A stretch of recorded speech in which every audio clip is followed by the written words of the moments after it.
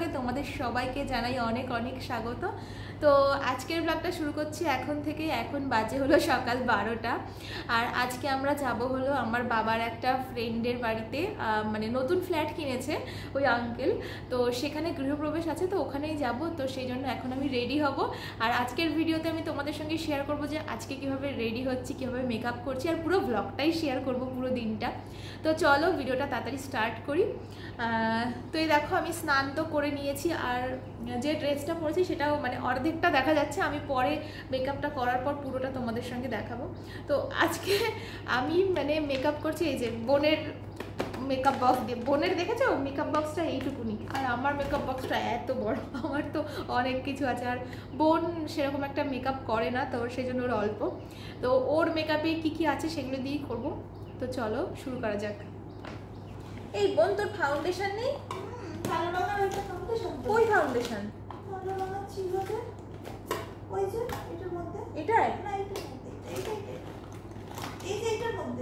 ও এইটা এই কিছু নেই ময়শ্চারাইজার?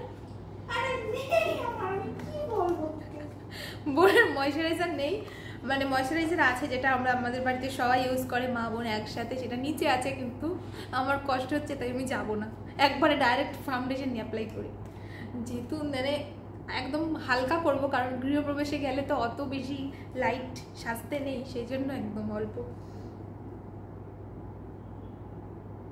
দেখো এই যে এইটুকুনি নিয়েছি মাত্র।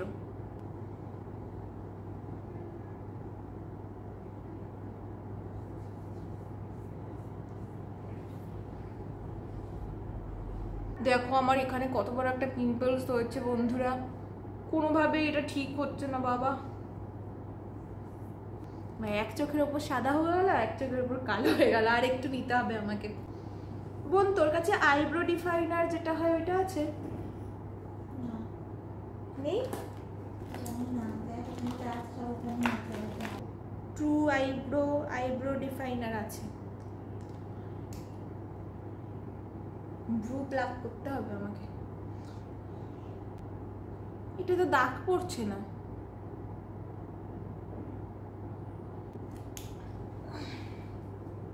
চুলটা একটুখানি হালকা ভেজা ভেজা আছে, তো সেই জন্য এই ইয়ে লাগিয়ে নিব না। আমি নিচ থেকে তোর এটা নিয়ে এসেছি। হ্যাঁ ওপরেও ছিল না, ভাবলাম আবার যদি নিচে নামতে হয়।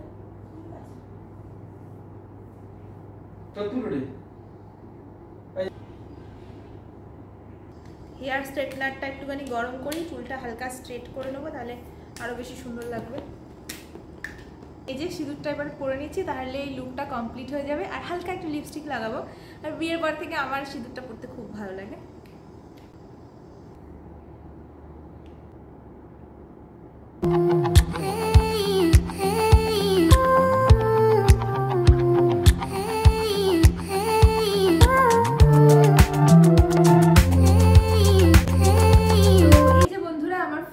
কমপ্লিট হয়েছে। এইটা দেখো, এই তো এই যে দেখো এই ড্রেসটা পরলাম, আর এটা হলো ফুল লুকটা, একদম লাইট মেকআপ করেছি। তো বলো কেমন লাগছে আমাকে দেখতে। তো চলো এখন রেডি হয়ে গেছি, এখন বেরিয়ে পড়ি যাওয়ার জন্য। এখন দাঁড়িয়ে আছি বাড়ির সামনে, আর আমি উবের টোটো বুক করেছি। উবের টোটোতে করেই আজকে যাব। আমাদের বাড়ি থেকে বেশি দূর না, এয়ারপোর্টের একদমই কাছে। আর এই দেখো আমরা এয়ারপোর্টের পাশ থেকেই যাচ্ছি, আর আমাদের বাড়িও একদম এয়ারপোর্টের পাশেই। তো আমরা সব সময় প্লেন দেখতে পাই, প্লেন একদম আমাদের বাড়ির ছাদ দিয়েই যায়, আর এত কাছ থেকে যায় মনে হয় যেন আমরা মানে একটু হলেই ধরতে পারবো। তো এই দেখো এখন পৌঁছেও গেলাম এখানটায়। রোদে টাকলি হয়ে যাবো এবার। এই যে আমি আর মা ঢুকছি, আর বাবা সামনে আছে। এই দেখো আমরা চলে এসেছি, এবার আমরা যাব হলো 4th ফ্লোরে। তো আমরা চলে এসেছি, আর অনেকটা লেট হয়ে গেছিলো, সেই জন্য আমরা এসেই আর কি খেতে বসেছি। মানে ওই আঙ্কেল বলছিল তোমরা আগে খেয়ে নাও তারপর গল্প করব। তো আমরা ডাইরেক্ট খেতেই চলে গেছি। আর খাওয়ার এখানটায় এসে না এত গরম লাগছিল, পুরো ঘেমেই যাচ্ছিলাম। আর একটা ফ্যান দিয়েছিল, মানে ফ্যান অনেকই ছিল কিন্তু তাও আমার চুলগুলো উড়ে যাচ্ছিল।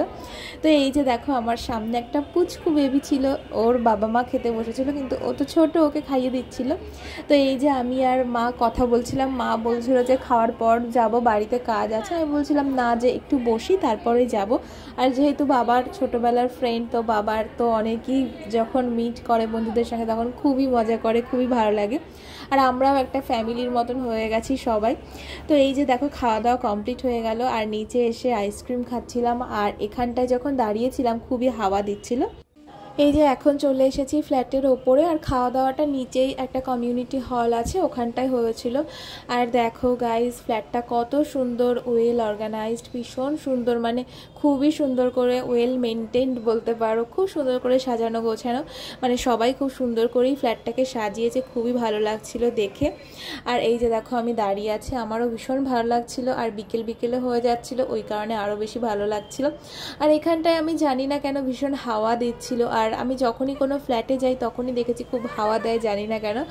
আর এই দেখো ওদের একটা পার্সিয়ান ক্যাট আছে, আর ক্যাটটাকে দেখে আমার জানো তো ভয় লাগছিল, কারণ আমার কুকুর বেড়াল এগুলো ভীষণ ভয় লাগে, কিন্তু এই ক্যাটটা খুবই শান্ত ছিল, তো সেই জন্য অতটা ভয়ের কিছু নেই।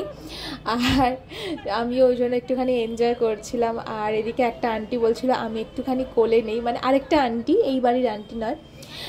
তো আন্টি কোলে নিচ্ছিল আর বলছিল যে যদি আমাকে কিছু করবে না তো, কিন্তু কিছুই করেনি, বেড়ালটা শান্তশিষ্ট। তো আন্টি একটু কোলে নিচ্ছিল আর আমি ভিডিও করছিলাম। আর যখন লাফ দিল না, তখন আমার ভীষণ ভয় লাগছিল, ভাবছিলাম যদি আমার কাছে চলে আসে, আর আমার তো একটুখানি কুকুর বেড়াল ভয় লাগে, ওই জন্য।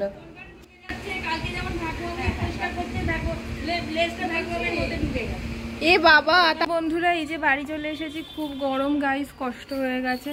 এই দেখো আমাদের গোলাপ গাছটাতে কত ফুল হয়েছে, আমার ভীষণ ভালো লাগে এই গাছটাকে না, আমি অনেক বছর ধরে দেখছি ফুল হচ্ছে, মা অনেক যত্নও করে, সার টার দেয়। তো এই যে এখন বাড়ি ঢুকছি, এখন একটুখানি ফ্রেশ হয়ে রেস্ট টেস্ট নিই, খুবই গরম বাইরে, আর পারা যাচ্ছে না, মানে এত কষ্ট। এই যে বোন এখন দরজাটা খুলছে, এখানে মা ঢুকছে, আমিও ঢুকি এবার ঘরে।